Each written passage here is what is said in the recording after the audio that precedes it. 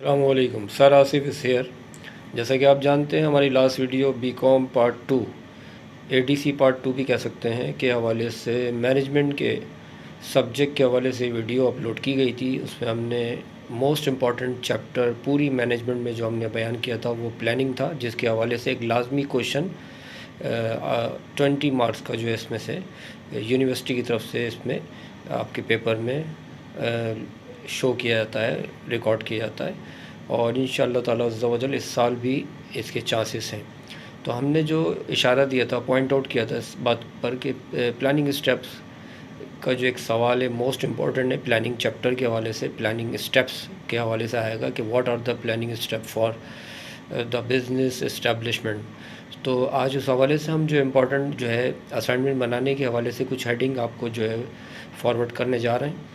دیکھیں، planning steps کا اگر سوال آتا ہے تو پہلے تو آپ کو میں نے یہ بتایا تھا کہ پلاننگ کے معنی ہوتے ہیں منصوبہ بندی کرنا، یعنی کسی کام کے حوالے سے پہلے سے سوچ و بچار کرنا، اس کو جو ہے ویژولائز کرنا، ذہن میں تصویر بنائیں۔ پہلے آپ کوئی کام بعد میں سامنے آتا ہے، پہلے ذہن میں آتا ہے، یعنی پہلے پریکٹیکل نہیں ہوتا، پہلے تھیوری ہوتی ہے، بعد میں پریکٹیکل ہوتا ہے۔ تو اب ویژولائز جب آپ کریں گے، ذہن میں تصویر بنائیں گے، تو آپ کو آگے جو بھی معاملات ہوں گے اس کے حوالے سے جو بھی تصویر ہوگی آپ کے خیال میں، ذہن میں نظر آ جائے گی۔ تو ظاہر سی بات ہے، پلاننگ بھی، منصوبہ بندی بھی ایک تھیوری ہی ہے، اور اس کو ہم کسی بھی پریکٹیکل سے پہلے اگر کر لیں تو زیادہ اچھا ہوگا، کسی بڑے نقصان سے بچ جائیں گے، اور سوچنے سے فائدہ ہی ہوگا، نقصان تو نہیں ہوگا۔ اب اگر فرض کرتے ہیں پلاننگ اسٹیپس کے حوالے سے اسٹیپ پوچھے جاتے ہیں، تو مختلف کتابوں میں مختلف قسم کے اسٹیپس موجود ہیں۔ تو پہلا اسٹیپ جو ہونا چاہیے پلاننگ اسٹیپ کے حوالے سے، وہ سب سے پہلے جو ہونا چاہیے اس میں یہ سوچنا ہے آپ کو کہ موسٹ امپورٹنٹ پوائنٹ کیا ہے پلاننگ اسٹیپس کے حوالے سے، کہ آپ جو ہے سب سے پہلے کیا سوچیں، یعنی آپ کی پلاننگ اسٹیپ میں جو صفحے اول جو پوائنٹ ہوگا وہ کیا ہوگا۔ یس، آپ کا صفحے اول پوائنٹ ہوگا چوز کرنا ہے آبجیکٹیوس، یعنی آپ بہت ساری فیلڈس ہیں، آپ یہ دیکھیں کہ آپ کو کیا ججمنٹ سوٹ کر رہی ہے، آپ کون سا کام جو ہے سلیکٹ کرنا چاہتے ہیں۔ سب سے پہلے یہ کہ اپنے آبجیکٹیو کو چوز کریں، آپ کا مقصد کیا ہے، آپ کس ذہن کے انسان ہیں، کس ذہن کے طریقے سے آپ کام کو اچھے طریقے سے پرفارم کر سکتے ہیں، کہاں پر آپ کی جو ہے انرجیٹیکلی سکسیس نظر آتی ہے، کہاں پر آپ زیادہ انرجیٹک نظر آتے ہیں۔ جس کام میں زیادہ آپ کا جہاں انٹرسٹ ہے، جہاں آپ زیادہ موٹیویٹ ہیں، وہ والا کام کریں، تو اس سے کہتے ہیں آبجیکٹیو کو چوز کرنا۔ پہلی ہیڈنگ تو یہ ہو گئی۔ اس کے بارے میں کم و بیش آپ جو ہے 6 لائنیں لکھ دیں، یہ پہلا پوائنٹ ہو جائے گا۔ دوسرا یہ ہے اسٹیبلشمنٹ آف بجٹس۔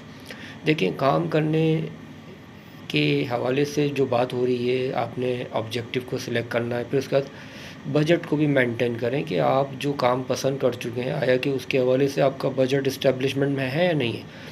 اگر آپ نے سب سوچا اچھا اور کام کرنے کے قابل بھی آپ ہیں، لیکن بجٹ کی اسٹیبلشمنٹ جو ہے نا وہ لیکنگ پر ہے، تو میں نہیں سمجھتا یہ کام آگے بڑھے گا۔ تو اس کو پائے تکمیل تک پہنچانے کے لیے اسٹیبلشمنٹ آف بجٹ کو بھی آپ کو جو ہے سیریسلی فوکس کرنا پڑے گا۔ اس حوالے سے بھی آپ 6 یا 5 لائنیں کم و بیش لکھ سکتے ہیں۔ ٹو دا پوائنٹ بات کریں گے، اچھے نمبر ملیں گے۔ زیادہ لمبی بڑی باتیں کرنے سے کوئی زیادہ اچھے نمبر نہیں ملتے۔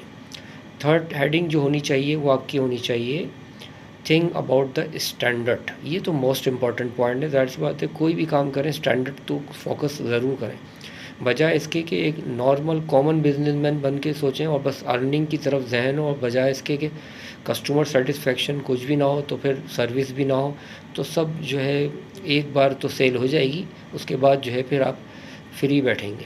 تو بہتر یہ ہے کہ سب سے پہلے کچھ